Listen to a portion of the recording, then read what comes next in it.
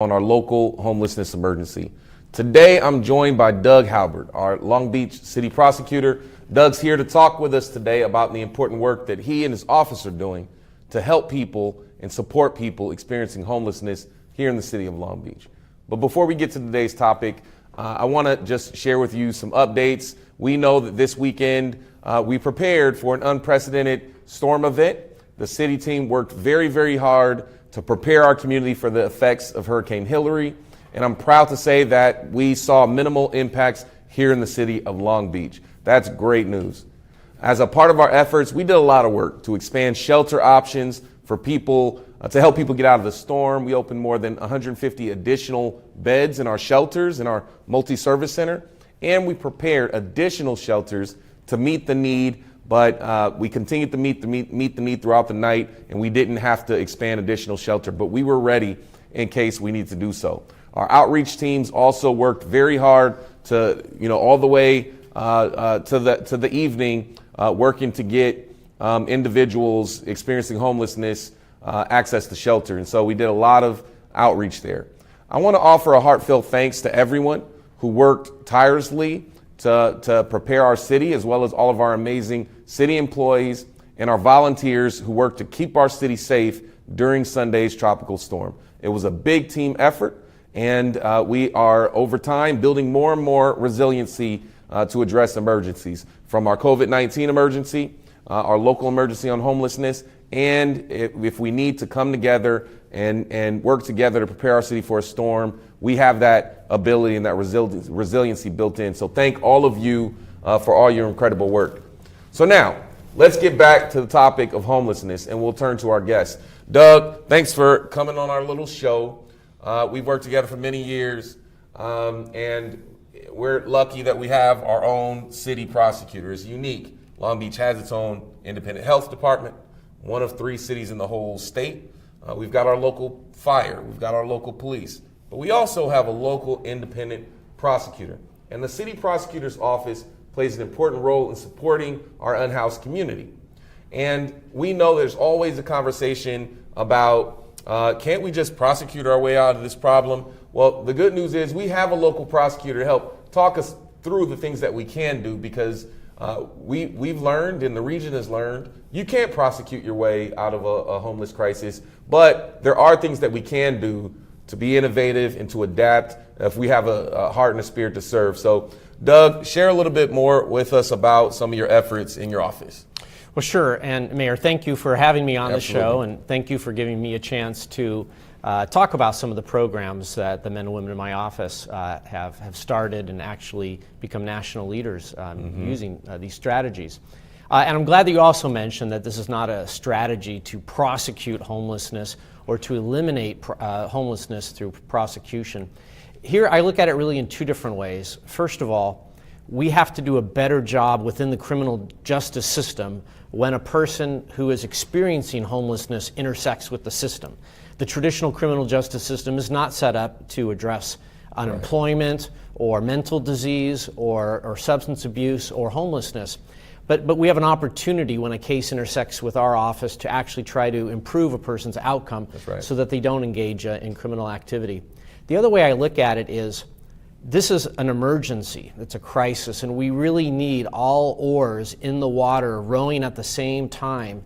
And what we do has to be aligned with what the health department is doing and what other agencies are doing and nonprofits are doing in order to really change someone's life and turn them around. And our motto, as you know, is to help restore a person and return them from the criminal justice system better than they went into it. And often that doesn't look like the traditional criminal justice system. It looks like things like homeless court and law enforcement assisted diversion and our priority access diversion program. All of these are really alternative diversionary or alternative sentencing programs that are designed to address the underlying condition that may have resulted in a criminal act. But we believe the traditional criminal justice system is not well equipped for it. So we've come up with our own strategies and our own solutions. Which is good, and I think one of the biggest success stories so far is the innovation around your homeless court program. So why don't you walk us through the homeless court program a little bit? Sure. It was about 2 years ago, County Supervisor Janice Hahn mentioned to me that there is a program that she helped fund in Redondo Beach. So Redondo Beach actually had the first homeless court program similar to ours. And we went, I know the city prosecutor in Redondo Beach. We looked at what they did, and we thought that we could do the same thing just as good, if not better, here in Long Beach. Right. So here's what it looks like. Instead of having certain cases go to the Long Beach courthouse, we've created a virtual courtroom at the Multi-Service Center. So the MSC, which is not downtown, it's a place that serves the homeless community. It's more comfortable, the case managers are there, it's not an intimidating situation, and it really does two different things. It allows homeless individuals who are already connected to services that are doing really well. It allows them to eliminate some of their old low-level misdemeanors and infractions, which could create barriers for employment or housing. So someone who's already connected and doing well, we want to remove those barriers, those obstacles, to make it easier to get that person into long-term supportive housing. The second thing it does is it creates an encouragement, and it entices people who are not connected to get connected, because we tell them we can help them with their warrants, with their low-level criminal conduct. They may have forgot to come to court 2 years ago. Right. They may have an $800,000, $900,000, $1,000 fine as a result of that failure to appear. And that $1,000 fine is an obstacle that's going to, entirely prevent them from getting work and getting into housing. But we can work with them, and we can eliminate some of those cases so that when they start a new job, they start fresh.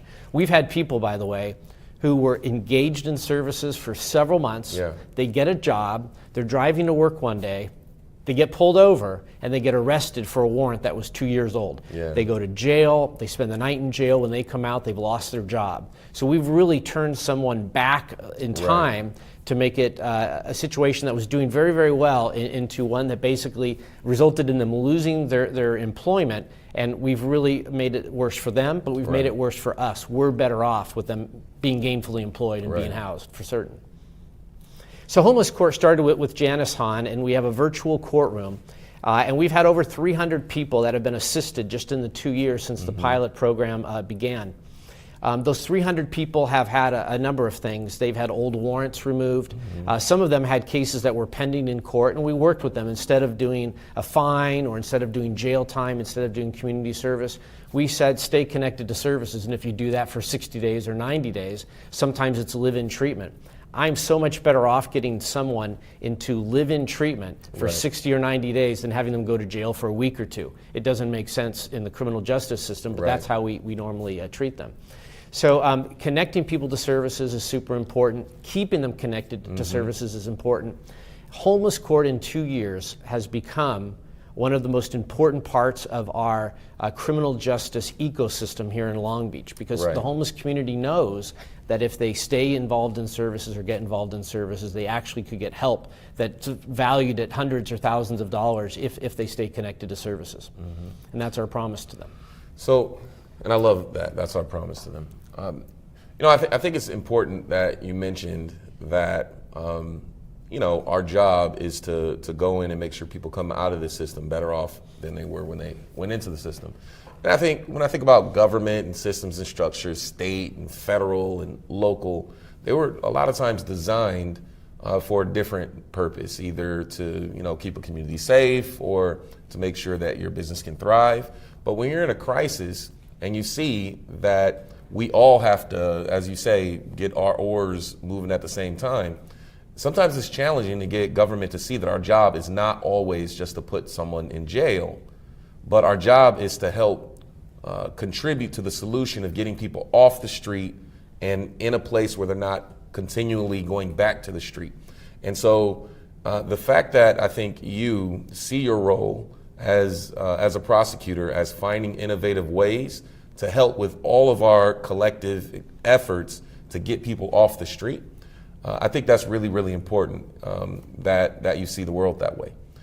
Because I think this, government's good at building systems and structures, but we're not good at changing or not good at tearing down those systems and structures when we see that they don't work. And this is a moment where we have to really reimagine what all of our jobs are. when I ran for mayor, it wasn't that I wanted to, do a live stream on homelessness every Tuesday, but that's the job that we need to do, because it's hard to aspire to some of your goals as a city if you can't address this issue of homelessness, and it has a direct correlation to safety. Let me ask you about something else. So technology plays a big role in how we're out conducting outreach, and I remember a long time ago, you came up with a platform that helped the police department with navigate gang injunctions, and now you've come up with another program, the Guides app, with Laserfish. Yes. And talk a little bit about the Guides app and that's helping, how that's helping us to do better outreach. Yeah, and to follow up on what you said, government is really good at creating programs that are siloed within separate departments. And rather than recreating a program in another department, just having them communicate and be aligned is so much more efficient and strategic. So technology is a way that you can align people with resources. Right. So it wasn't actually my idea. It was a police officer named Chris Zamora came up with an idea. He said, police officers, they're very well trained in a lot of different things, but they need more resources, they need more information. An officer that has more information before him has more options. And his theory was that if police officers had the ability to quickly refer someone to services or to check to see if they're already in services and then reconnect them, his theory was that officers would have a new opportunity, a new option. Right now, they of course can arrest someone, they can issue a citation, they can tell the person to move along and clear out the call. Well, the Guides app, developed by Laserfish, which is a company, it's a global company, but based here in Long Beach. They worked with us, they saw the vision, and they worked with Chris Zamora, and we designed a very simple application that would allow police to access which individuals are currently involved in a prosecutor-led diversion program, or if they're not in a program, to connect them to a program. So we came up with a 3-button app. It starts with the landing page. There's a picture of it on the screen.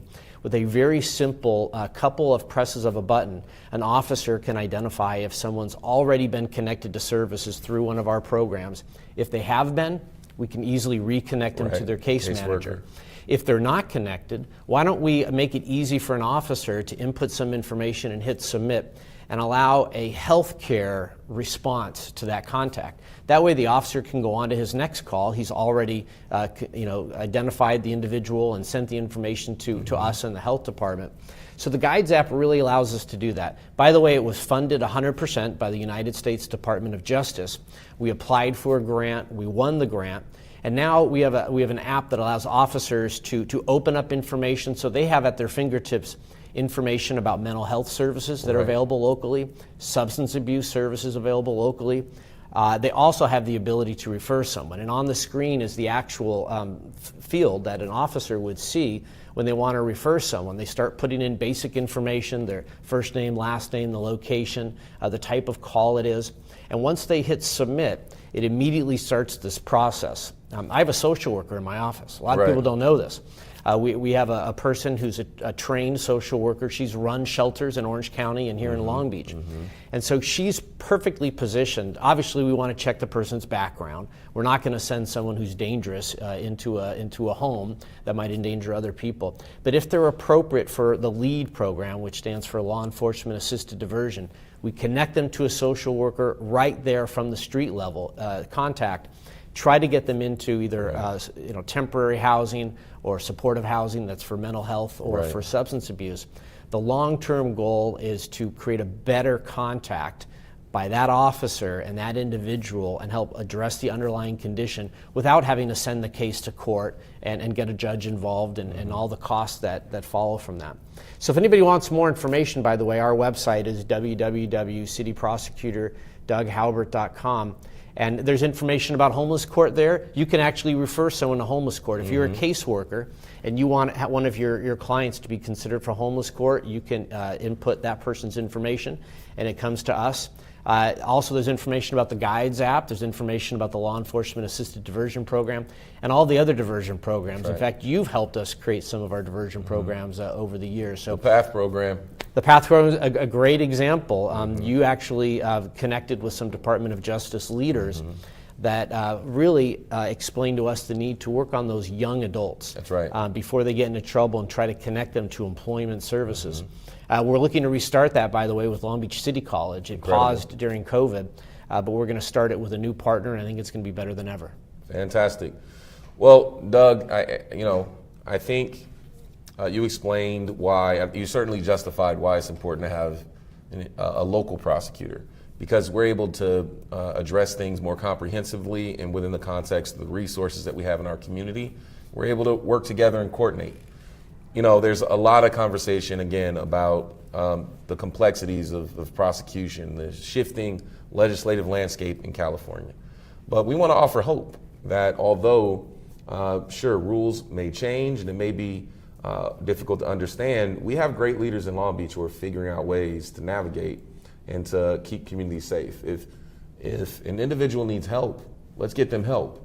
But if crime happens, we still have the ability to keep our community safe. They're not mutually exclusive. In fact, they're two sides of the same coin. We want to help people and we want to keep our community safe.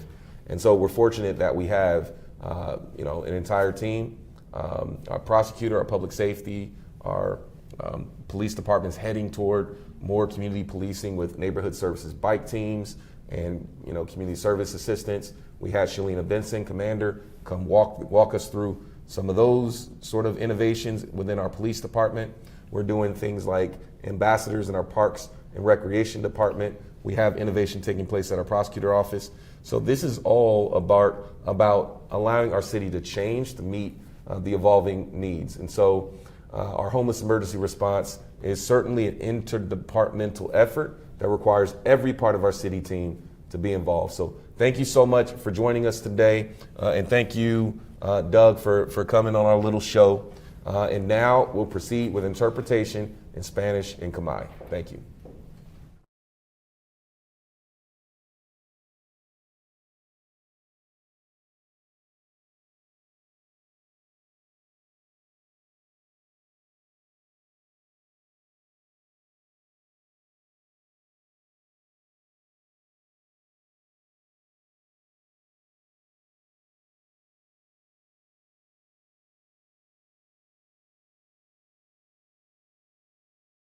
Gracias por acompañarnos por nuestro programa en vivo semanal, donde proporcionamos actualizaciones sobre nuestra emergencia de personas indigentes. Hoy me acompaña Doug Hubert, el fiscal de la ciudad de Long Beach. Doug está aquí para hablar sobre el trabajo que él y su oficina están haciendo para apoyar a las personas sin hogar en Long Beach. Antes de llegar al tema de hoy, este fin de semana nuestra ciudad pasó por un evento sin precedentes. El equipo de la ciudad trabajó duro para preparar a la ciudad para los efectos del huracán Hilary y estamos felices de informarles que vimos impactos mínimos en Long Beach. Como parte de nuestros esfuerzos, hicimos un gran trabajo para ampliar opciones de refugio para ayudar a la gente a salir de la tormenta. Hemos abierto más de 150 nuevas camas en nuestros refugios y en el Centro de Servicios Múltiples y preparamos refugios adicionales para cubrir las necesidades. Nuestros equipos de divulgación también trabajaron arduamente para hacer contacto con las personas necesitadas de refugio. Me gustaría dar las gracias de todo corazón a todos los que trabajaron para que esto suceda, así como a todos nuestros increíbles empleados de la ciudad, que trabajaron para mantener la ciudad segura durante la tormenta tropical del domingo. Ahora, volviendo a nuestro invitado, gracias Doug por acompañarnos el día de hoy. La oficina del fiscal de la ciudad juega un papel importante en apoyar a nuestra comunidad sin vivienda. ¿Puedes compartir más sobre su oficina y sus esfuerzos? Doug Hubert. Ser fiscal municipal es un trabajo único. Solo 13 ciudades tienen la capacidad de hacerlo, así que podemos ser creativos. la capacidad de hacer esto para que podamos ser creativos, como el programa PATH, por sus siglas en inglés. ¿Cómo surgió el Tribunal de Personas Desahuciadas de Vivienda? Janice Hahn nos trajo la idea. Antes teníamos el programa Priority Access Diversion PAD, por sus siglas en inglés, en español, desvío de acceso prioritario. Iniciamos el primer programa de desviación asistida por la aplicación de ley LED, por sus siglas en inglés, en California. Alcalde Rex Richardson, los servicios que estás prestando a través del programa del Tribunal de los Indigentes son tremendos. Después de 2 años, ¿qué tipo de impacto has visto? Doug, desde junio del 2021, 307 participantes del Tribunal de Desamparados, 231 delitos menores y 278 infracciones desestimadas. 112 individuos conectados a servicios de limpieza de antecedentes o registros. 731 órdenes de arresto eliminadas. Alcalde Rex Richardson, el programa de Tribunal para Personas sin Hogar no es su única iniciativa. ¿Puede hablarnos también de la aplicación Guides lanzada recientemente? Doug, historial de la aplicación Guides, guías en español. Alcalde Rex Richardson, gracias Doug. Nuestra respuesta de emergencias a la falta de vivienda en esfuerzos interdepartamental que requiere que cada equipo de la ciudad participe. Gracias por acompañarnos hoy. Ahora procedemos con la interpretación en Khmer.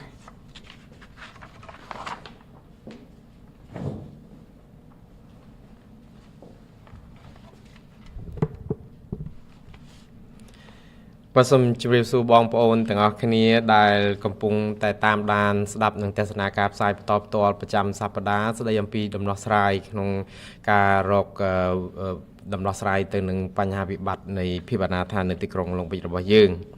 Tiny look up about Krong Rex Richardson, mean Pim Room, Mature Room, Dal for the mean about Yung, the tiny, you look the class Hobart that she wrote a ya Krong Long Bit. លោកដឹកលឹសមកទីនេះនៅថ្ងៃនេះគឺដើម្បីជម្រាបជូនបងប្អូនអំពីកិច្ចការដែលគាត់និងការិយាល័យរបស់គាត់កំពុងធ្វើក្នុងការជួយដល់បងប្អូនប្រជាពលរដ្ឋយើងដែលកំពុងរស់នៅក្នុងស្ថានភាពអនាថានៅទីក្រុងឡុងបិចការិយាល័យរដ្ឋអាជ្ញាក្រុងនេះគឺដើរតួនាទីសំខាន់មួយនៅក្នុងការជួយដល់សហគមន៍ដែលគ្មានផ្ទះសម្បែងរបស់យើងvàការិយាល័យរដ្ឋអាជ្ញាក្រុងឡុងបិចមានភាពពិសេសដែលប្រការនេះធ្វើឲ្យពួកគាត់មានភាពច្នៃប្រឌិតនៅក្នុងការងារ và chung với thạ vì ca krong đài tụi ban xem hẹp sát ban ní cứ tờ lá ca đài đo sai pan hà chuan đàn thanในទីក្រុងឡុងបិចនេះបានទទួលថវិកាត្រត្រង់ពីអ្នកមើលការខុសត្រូវក្នុងតំបន់ Los Angeles គឺអ្នកស្រី Janice Han គម្រោងតឡាការដោះស្រាយបញ្ហាជនអនាថានៅទីក្រុងឡុងបិចនេះគឺជាសម្ព័ន្ធដៃគូគ្នាមួយរវាងការិយាល័យរដ្ឋអាជ្ញាក្រុងឡុងបិច នាយកដ្ឋានសុខាភិបាលក្រុងឡុងបិចនិងការិយាល័យមេធាវីការពារក្តីសាធារណៈរបស់តំបន់ Los Angeles និងអង្គការសេវាសង្គមដែលបម្រើសេវាជួយប្រជាពលរដ្ឋដែលកំពុងតែរស់នៅក្នុងស្ថានភាពអនាថានៅក្នុងទីក្រុងឡុងបិចរបស់យើងគោលបំណងរបស់តុលាការឬក៏គម្រោងតុលាការដោះស្រាយបញ្ហាជនអនាថានេះគឺដើម្បីជួយដល់អ្នកដែលកំពុងតែរស់នៅក្នុងស្ថានភាពអនាថាដែលកំពុងតែជាប់ជំពាក់វគ្គវិននឹងរឿងក្តីព្រហ្មទណ្ឌនិងត្រូវការជំនួយផ្នែកច្បាប់ជាចាំបាច់ ទន្ទឹមនឹងនេះគម្រោងនេះក៏ជួយផ្សារភ្ជាប់ជនអនាថាដែលមានបញ្ហាព្រហ្មទណ្ឌទៅនឹងសេវាសំខាន់ៗជាចាំបាច់ដែលមិនអាចខ្វះបាននោះគឺជាសេវាដូចជាការរកលំនៅឋានអត្ថប្រយោជន៍ផ្នែកពិការភាពប្រាក់ជំនួយផ្នែកសន្តិសុខសង្គមនិងសេវាសុខភាពផ្លូវចិត្តនិងការពិគ្រោះយោបល់ដើម្បីបន្សាបគ្រឿងញៀន và chấp tăng thì bị bác đầm ná ca cao bị khai mít na năm pi pon mà pay mùi nụ mọc bộ quạt sản kệt khơi miên sầm vật phò chỉ trán đuôi càng cao ní và tí mùi cứ sầm nôm rương cái đây cả này cho na tha đại lang đào tờ lá cá miên đào từ bay roi prầm pí nè sầm nôm rương bật mà chấm đại bật là mưa mà chấm chùm nuôn pi roi mà pay mùi sầm túc pi roi sam sầm mùi cả này nâng sầm nôm rương bật là hụ rư cọ bật là mùi tồi tai chùm nuôn pi roi chặt sập bầm bảy cả này trời ban lực lên cả chót và can មានមនុស្សចំនួន112នាក់បានទទួលសេវាជំរះភាពបលៈបលោះនៅក្នុងកំណត់ហេតុឧក្រិដ្ឋនៃការតុលាការចំនួន731ករណីត្រូវបានជំរះដាច់ស្រេចបាទហើយដើម្បីថាជាជោគជ័យនិងសម្រួលដល់ការងាររបស់ខ្លួននៅក្នុងការងារនៃការិយាល័យរដ្ឋអាជ្ញាក្រុងឡុងបិចនេះគឺពួកគេប្រើកម្មវិធីមួយគឺជាកម្មវិធីអេឡិចត្រូនិកដែលនាំផ្លូវពួកគេឈ្មោះថា The Guys App ដែលជាវិធានថ្មីមួយសម្រាប់ជួយដល់ក្រុមរដ្ឋអាជ្ញាក្រុងឡុងបិចដើម្បីយកមកប្រើប្រាស់នៅក្នុងការជួយអ្នកដែលកំពុងតែរស់នៅក្នុងស្ថានភាពអនាថានៅក្នុងកម្មវិធីនាំផ្លូវឬ The Guys នេះគឺដឹកនាំដោយលោករដ្ឋអាជ្ញាក្រុងឡុងបិច Douglas Hobart ដោយផ្ទាល់ដោយកម្មវិធីនេះមានបំពាក់ព័ត៌មានចាំបាច់សម្រាប់អ្នកឆ្លើយតបទៅនឹងបញ្ហាដើម្បីពួកគាត់អាចដោះស្រាយវាបានភ្លាមៗជាពិសេសនៅក្នុងការកំណត់ថាតើសេវាអ្វីខ្លះដែលសមស្របបំផុតសម្រាប់ឆ្លើយតបទៅនឹងសេចក្តីត្រូវការរបស់ប្រជាពលរដ្ឋបាទកម្មវិធីនេះគឺជាយុទ្ធសាស្ត្រដែលពឹងទៅលើបច្ចេកវិទ្យានិងមានភាពច្នៃប្រឌិតសម្រាប់ផ្សារភ្ជាប់អ្នកដែលមានបញ្ហាអនាថាដែលមានបញ្ហាជំងឺផ្លូវចិត្តនិងញៀនថ្នាំឲ្យទទួលបានសេវាសមស្របនិងបន្តតាមដានផ្ដល់សេវានេះជាប្រចាំជូនពួកគាត់បាទជារួមកិច្ចការរកដំណោះស្រាយនៅក្នុងគ្រាមានវិបត្តិនៃភាពអនាថានេះគឺជាការខំដុតដៃដុតជើងពីគ្រប់អន្តរនាយកដ្ឋានដែលធ្វើការនេះដើម្បីឲ្យមានប្រសិទ្ធភាពនិងជោគជ័យគឺត្រូវពឹងអាស្រ័យទៅលើគ្រប់ផ្នែកទាំងអស់នៃក្រុមការងាររបស់សាលាក្រុងយើងឲ្យចូលរួមទាំងអស់គ្នាបាទយើងខ្ញុំសូមអរគុណលោកនាងដែលបានតាមដានស្ដាប់និងទស្សនាការផ្សាយបន្តផ្ទាល់ប្រចាំសប្តាហ៍របស់យើងបាទសូមជម្រាបលា